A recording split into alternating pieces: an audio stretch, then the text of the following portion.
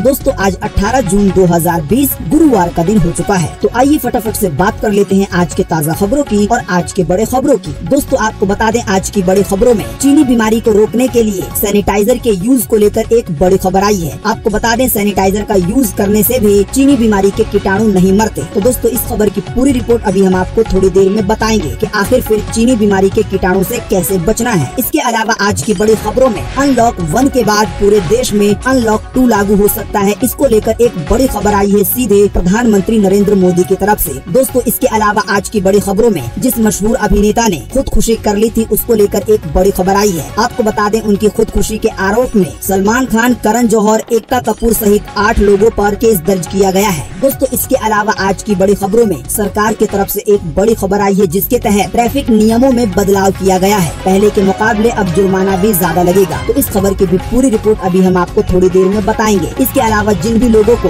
Ration card द्वारा ration मिलता है तो उन लोगों के लिए भी एक महत्वपूर्ण खबर आई है। तो दोस्तों वीडियो को थोड़ा सा भी भगाए बिना ध्यान से आखिर तक देखें ताकि कोई भी जानकारी, कोई भी खबर मिस ना हो, क्योंकि आज हम आपको अपने इस वीडियो में इन्हीं सब महत्वपूर्ण खबरों के बारे में बताने वाले हैं। वीडियो में आगे बढ़ने से पहले आपसे बस एक छोटी सी रिक्वेस्ट है कि आप इस वीडियो को लाइक कर दें, शेयर कर दें, क्योंकि आपका लाइक शेयर करना ही हमारी मेहनत का फल होता है। तो आइए बिना देर किए चलते हैं सीधे आज की पहली बड़ी खबर की तरफ। और आज की पहली बड़ी खबर में सबसे पहले आपके लिए हाजिर है चीनी बीमारी का बिल्कुल ताज़ा अपडेट पूरे दुनिया भर से। तो जैसा कि आप देख सकते हैं अपनी स्क्रीन पर कि पूरी दुनिया भर में चीनी बीमारी के टोटल मरीजों की संख्या हुई 83,46,673। आपको बता दें पूरी दुनिया भर में जो 83 लाख मरीज हैं तो इनमें से अब तक 4,48,752 लोगों की जान जा चुकी है। इसके अलावा अब तक 83 लाख मरीजों में से 43,64,244 लोग ठीक भी हो चुके हैं। तो दोस्तों ये ताज़ा अपडेट था पूरी दुनिया भर का। लेकिन आइए अब एक नजर डालते हैं अपने भारत के आंकड़ों पर। तो PTRnews.com की तरफ से चीनी बीमारी का ताज़ा अपडेट आपकी स्क्रीन पर है। बीते रोज लगभग 24 घंटे में 13,000 से ज्यादा नए मामले सामने आए हैं चीनी बीमारी के फिर से हमारे भारत में। आपको बता दें इन नए मामलों के आने के बाद अब भारत में चीनी बीमारी के टोटल मरीजों की संख्या हो गई है 3,67,264।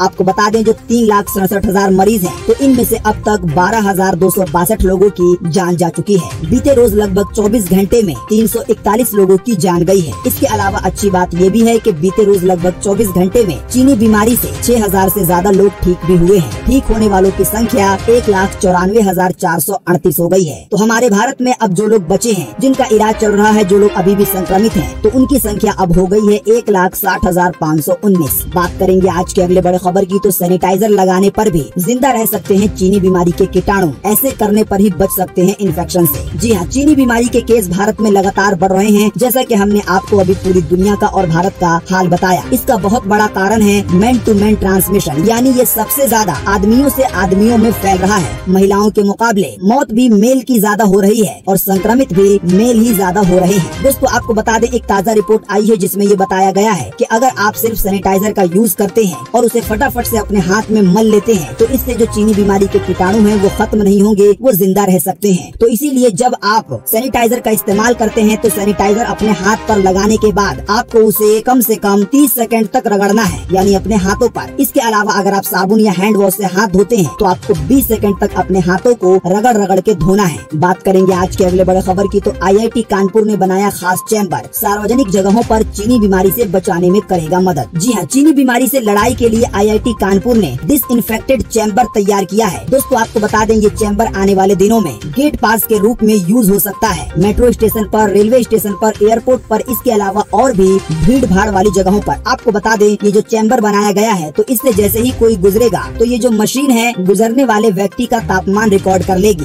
यानी एक तरीके से उसका चीनी बीमारी का टेस्ट हो जाएगा। अगर उसका तापमान ज्यादा होगा तो ये चैम्बर खुलेगा नहीं और वो अंदर नहीं जा पाएगा। अगर सब कुछ सही रहेगा तो कोई भी व्यक्ति चैम्बर से गुजर सकेगा। सब कुछ सही रहा तो आने वाले दिनों में इस तरह के चैम्बर एयरपोर्ट के दरवाजों पर, मेट्रो स्टेशन के दरवाजों पर, इसके अलावा ऑफिस के दरवाजों पर भी लगाए जा सकते हैं चीनी बीमारी से बचने के लिए। बात करेंगे आज के अगले बड़े खबर की। तो दिल्ली में सस्ता हुआ चीनी बीमारी का टेस्ट अब चुकाने होंगे मात्र 2,400 रूपए। दोस्तों अगर आपको पता नहीं है तो हम आपको बता दें कि सरकारी जगहों पर और सरकारी लैब में, सरकारी अस्पताल में चीनी बीमारी का टेस्ट और इलाज बिल्कुल फ्री है। लेकिन जो प्राइवेट लैब है या जो प्राइवेट अस्पताल है, अब वहाँ पर भी चीनी बीमारी का टेस्ट करवाने के लिए आधे पैसे देने होंगे। पहले लगभग 4,000 रूपए से ज्यादा देने पड़ते थे, लेकिन अब उसे घटाकर 2,400 रूपए कर दिया गया है। आने वाले दिनों में देश के और भी राज्यों में चीनी बीमारी का टेस्ट सस्ता हो सकता सकता है। बात करेंगे आज के अगले बड़े खबर की, तो मुख्यमंत्रियों के साथ बैठक में पीएम मोदी बोले अब अनलॉक 2 के बारे में है सोचने की जरूरत। जी हाँ, प्रधानमंत्री नरेंद्र मोदी ने देश में लॉकडाउन लगने की बातों को अफवाह करार दिया है। यानी अभी बहुत सारी जगहों पर ये अफवाह चल रही है कि देश में फिर से पहले की तरह लॉकडाउन लग सकता है, लेकिन पीएम मोदी ने बीते रोज मुख्यमंत्रियों के साथ जो दोबारा बैठक की है, तो इसमें खुद प्रधानमंत्री नरेंद्र मोदी ने इस बात को साफ कर दिया है कि अब दोबारा पहले की तरह लॉकडाउन नहीं लगेगा। ये महज अफवाह है। उन्होंने बुधवार को यानी कि बीते रोज मुख्यमंत्रियों से वीडियो कॉन्फ्रेंसिंग के दौरान ये बातें कही। साथ ही में पीएम मोदी ने आगे कहा कि अब अनलॉक 2 के बारे में सोचने की जरूरत है। अब अनलॉक 2 की तैयारियों में जुटने का समय है। पीएम मोदी ने आगे कहा कि हमें आर्थिक गतिविधियों को खोलने के साथ नुकसान को कम से कम करने के बारे में सोचना है। चीनी बीमारी के खिलाफ लड़ने की सामूहिक प्रतिबद्धता दिखाकर हमें जीत हासिल करनी है, यानी हमें साथ में मिलकर चीनी बीमारी से लड़ना है। दोस्तों, अगर आपको पता नहीं है तो हम आपको बता दें कि जब अनलॉक 1 लागू हुआ यानी कि लॉकडाउन 5, तो उसमें ये बताया गया कि अनलॉक 1 3 स्टेज में 3 फेज में लागू होगा। पहले फेज में मंदिर मस्जिद वगैरह खोल दिए जाएंगे। इसके अलावा होटल रेस्टोरेंट वगैरह भी खोल दिए जाएंगे। इसके अलावा शॉपिंग मॉल वगैरह भी खोल दिए जाएंगे, लेकिन इसके फैसले सिचुएशन के हिसाब से राज्य सरकार ही लेगी। आपको बता दें ये सारी छूट लोगों को 8 जून 2020 से मिल रही है। अनलॉक 1 का जो फेज 2 है उसके लिए बताया गया है कि इस फेज 2 में सभी स्कूल कॉलेज, इसके अलावा जो कोचिंग सेंटर वगैरह है वो भी खोल दिए जाएंगे। इसके अलावा अनलॉक 1 का जो फेज 3 है इसके लिए बताया गया था कि फेज 3 में लगभग सभी चीजें खोल दी जाएंगी, यानी कि इंटरनेशनल फ्लाइट भी चालू हो जाएंगी, मेट्रो रेल वगैरह, इसके अलावा cinema hall, entertainment park, swimming pool, यानी लगभग जिंदगी पहले की तरह हो जाएगी। तो दोस्तों, पीएम मोदी ने अनलॉक 2 की बात की है, तो आने वाले दिनों में लोगों को और भी बहुत सारी सुविधाएं मिल सकती हैं। लेकिन पहले जो ऐलान आया था उसके मुताबिक रात का कर्फ्यू जारी रहेगा, यानी कोई भी रात 9 बजे से लेकर सुबह 5 बजे तक बाहर नहीं निकल सकता। बात करेंगे आज के अगले बड़े खबर की, तो प्रधानमंत्री नरेंद्र मोदी 21 जून को करेंगे राष्ट्र को संबोधित। जी हाँ, प्रधानमंत्री नरेंद्र मोदी 21 जून को अंतर्राष्ट्रीय योग दिवस पर राष्ट्र को संबोधित करेंगे। चीनी बीमारी महामारी से फैलने की योजना के अनुसार लेह में उनको ये संबोधन करना था, लेकिन अब ये संबोधन राजधानी दिल्ली से किया जाएगा। प्रधानमंत्री आज के जीवन में योग के महत्व के बारे में बात करेंगे। इसके अलावा कुछ और भी बातें बता सकते हैं चीनी बीमारी पर, या इसके अलावा लॉकडाउन या अनलॉक पर। सूत्रों ने बताया है कि वो खुद भी टीवी पर लाइव प्रसारण के दौरान योग की कुछ मुद्राएं कर दिखा सकते हैं। दोस्तों, आपको बता दें पीएम मोदी का ये जो नया भाषण आएगा ये 21 जून 2020 को सुबह 7 बजे शुरू होगा और लगभग 1 घंटे के लिए चलेगा। खान, करण जौहर और एकता कपूर सहित 8 लोगों पर केस दर्ज। जी हाँ, मशहूर अभिनेता सुशांत राजपूत की मौत के बाद निर्माता निर्देशक करण जौहर, संजय लीला भंसाली, एकता कपूर और अभिनेता सलमान खान सहित 8 लोगों पर केस दर्ज किया गया है। आपको बता दें इन लोगों को इनडायरेक्टली सुशांत सिंह के मौत का जिम्मेदार बताया गया है। दोस्तों, अगर आपको पता नहीं है तो हम आपको दोबारा बता दें कि पूरी बॉलीवुड इंडस्ट्री को लगभग 5-6 प्रोडक्शन कंपनियां हैं यही चलाती हैं। अगर किसी व्यक्ति को ये 5-6 कंपनियां बैन कर दें तो उस एक्टर का या उस डायरेक्टर का जो करियर है वो पूरी तरीके से बर्बाद हो जाएगा। आपको बता दें फरवरी में ही एक ट्वीट आया था KRK की तरफ से, जिसमें ये बताया गया था कि सुशांत सिंह को सलमान खान की कंपनी की तरफ से, इसके अलावा संजय लीला भंसाली की तरफ से, इसके अलावा एकता कपूर की तरफ से, करण जौहर की तरफ से, इन सभी की जो प्रोडक्शन कंपनियां हैं उसकी तरफ से सुशांत सिंह को बैन कर दिया गया था। बताया गया है कि उनके पास कोई काम नहीं था और इसी के दबाव में आते आते उनका डिप्रेशन इतना ज्यादा बढ़ गया कि उन्हें खुदकुशी करनी पड़ी। दोस्तों, आपको बता दें बिहार के एक वकील ने सलमान खान सहित 8 लोगों पर केस दर्ज किया है। IPC धारा 306, 109, 504 और 506 के तहत मुजफ्फरपुर कोर्ट में ये मामला दर्ज किया गया है।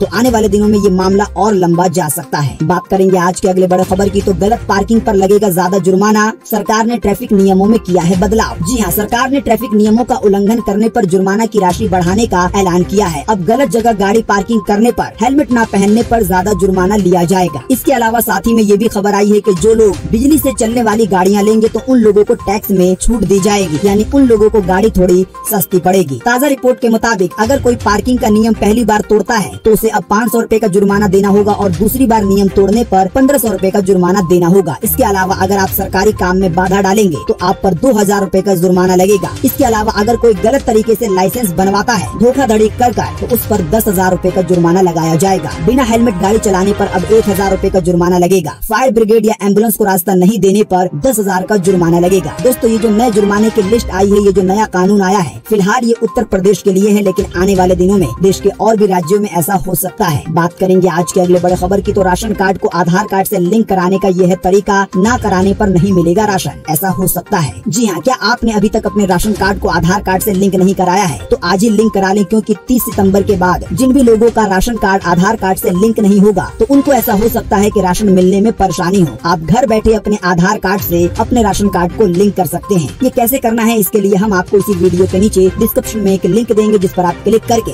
ये जान पाएंगे। बात करेंगे आज के अगले बड़े खबर की, तो अब सेल्फी से लगेगी अटेंडेंस। बिजली डिपार्टमेंट ने लॉन्च किया है प्रयास ऐप। जी हाँ, चीनी बीमारी के चलते कामकाज के तरीके बदल गए हैं। अनलॉक में बहुत सारी चीजों को छूट मिली है, लगभग जिंदगी पहले जैसी होने लगी है। आने वाले दिनों में और भी छूट मिल सकती है, लेकिन आपको बता दें, जो लोग पहले नौकरी पर जाते थे तो उनको बायोमेट्रिक के जरिए यानी कि अपना फिंगरप्रिंट देकर अपनी अटेंडेंस लगानी होती थी, लेकिन चीनी बीमारी के खतरे के चलते अब इस सिस्टम को हटाया जा रहा है। ताज़ा रिपोर्ट के मुताबिक मध्य प्रदेश की एक बिजली कंपनी है, एक बिजली डिपार्टमेंट है, जहां पर अब सेल्फी के जरिए अटेंडेंस ली जाएगी। यानी जब भी कोई कर्मचारी काम पर आएगा तो वो जहां पर बैठता है उसे वहां पर अपने फोन से सेल्फी लेनी होगी उस ऐप से, जो कि डिपार्टमेंट की तरफ से लॉन्च किया गया है। सेल्फी लेते वक्त पीछे का जो बैकग्राउंड है जहाँ वो बैठता है वो बिल्कुल साफ नजर आना चाहिए। इसके अलावा जब वो छुट्टी करके घर जाएगा तो उसे दोबारा ऐसे ही करना है। बात करेंगे आज के अगले बड़े खबर की, तो बाजार में आटा लॉन्च करने की तैयारी में है अमूल। ITC आशीर्वाद फॉर्चून ब्रांड को मिलेगी कड़ी टक्कर। जी हाँ, दूध दही बटर छाछ के बाद अब डेयरी प्रोडक्ट ब्रांड अमूल आटा बेचने की तैयारी में है। आपको बता दें, अमूल की तरफ से